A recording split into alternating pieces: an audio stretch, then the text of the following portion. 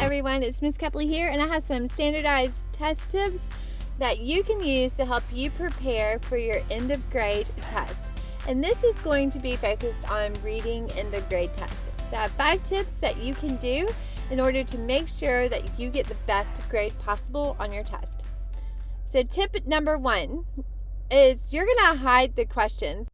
So where I live, where I teach, we have end of grade tests, and they're on the computer, and the passage is on one side and the questions are on the other side of the screen. So it's like a split screen type situation. And I don't know about you, but when the questions are staring me in the face, I really just want to go ahead and answer them. I don't really want to read the question. So what I tell my students to do is to drag the bar over so it kind of minimizes the questions and you're just focused on the passage. So that way it's not staring you in the face. Sometimes when you read the questions first, you just really skim the passage for answers instead of reading for comprehension. I know you've had teachers that have told you to read the questions first so you know what you're looking for, and that's not bad. But as we get into higher grades, like middle school and high school, we're really reading for analyzing purposes, to understand, not just like comprehension, understand it, but to really be able to apply what we have read in the passage, to be able to analyze it, right? So we need to be able to grasp what's happening in the passage on a deeper level. So if you read the questions first, you might just skim through the passage trying to find the things related to those questions. So what we're going to do is we're going to hide the questions. That way they're not staring us in the face, and we can go ahead and really understand what the passage is saying. So when you hide or ignore the questions, you're more likely to fully engage with and understand the passage. Plus, you won't be tempted to just answer and move on. Tip number 2, super important, we need to determine the genre. Why do we need to determine the genre? Because how you read literature is different from how you read informational text. So when you find out what type of passage it is, you're going to choose an appropriate strategy for that type of text. When you're reading informational text, a lot of times you're reading to learn something new, to learn something. So I will be reading with my highlighter tool on, and I will be underlining things that I have learned in that passage. And then I will also be jotting down some big ideas from each section. That's different than when I read literature, because from literature, I'm really using my jots. So I'm like my motivations, questions that are popping into my head, that kind of stuff. I'm using those annotations with my literature, and I'm reading to really understand the story.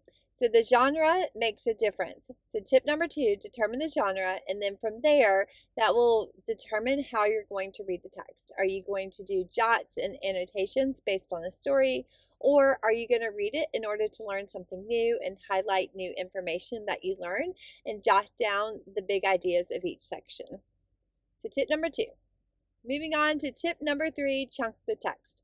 I don't know how your passages are, but where I live, they give about 7-page passages that are the most boring things that sometimes our kids have ever read. So what I tell my students is that we need to split the passage up into different pieces. They're not going to do it for you. You're going to have to do it yourself. So sometimes testing passages can be long, right? So dividing the text into smaller sections makes it more manageable. It's all about tricking your brain into being like, okay, let's make it to this checkpoint. Great. This will help you create checkpoints.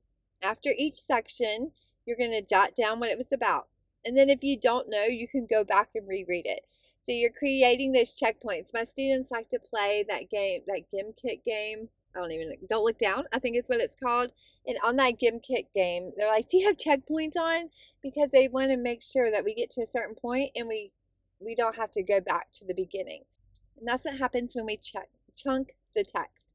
We create a stopping point, and then we make sure we're good to go before we move on to the next section.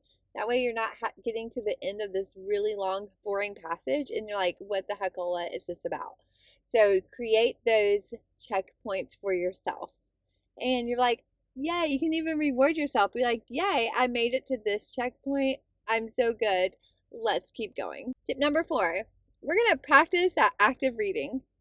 So what does that mean? You're going to read with a purpose, because it's proven to help you understand the text better. So while reading, you're going to jot and highlight to stay engaged with the text. This keeps your brain focused and it's less likely to wander.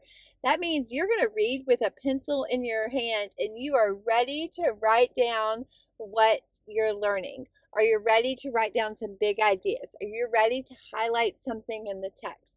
You are doing active things, and that keeps your brain engaged so you are not off in la la land and you get to the end of the passage and you're like, I have zero ideas about what I've just read. And that leads us to tip number 5. You're going to write your own answers. So what do I mean? You're going to cover up the answer choices before you answer a question. And then you're going to highlight and understand keywords in that question like infer, or argument, or claim, or theme, or essential idea, all those keywords that you've learned all year. And so you're going to highlight those keywords, and then you're going to jot down what you think is the answer. And then you uncover the answer choices and find one that's the closest. It's great. I used to teach SAT prep, and this is a tip that they taught us to teach our SAT people, and it worked great. I love this tip. So, because sometimes we could get overwhelmed by the answer choices and we get stuck between two, and maybe we talk ourselves out of one. This will help you not talk yourself out of an answer. So if you're an overthinker, this is a great option because you write your own answer and then you match the answer to that one. And that's it. Those are 5 tips that will help you make sure that you get the best score possible on your end of grade test. Now, if you are a middle school language arts teacher and you would like this presentation and you would like the review passages that go with it, you can check out the links below where I have links to ELA Unlimited, where we have this presentation and 9 review passages with questions where students can practice these strategies. And I hope you do, no matter who you are, I hope you have a great testing season. I know it can be a little bit stressful, but if you slow down and read with a purpose, you will do great. Until next time. Bye.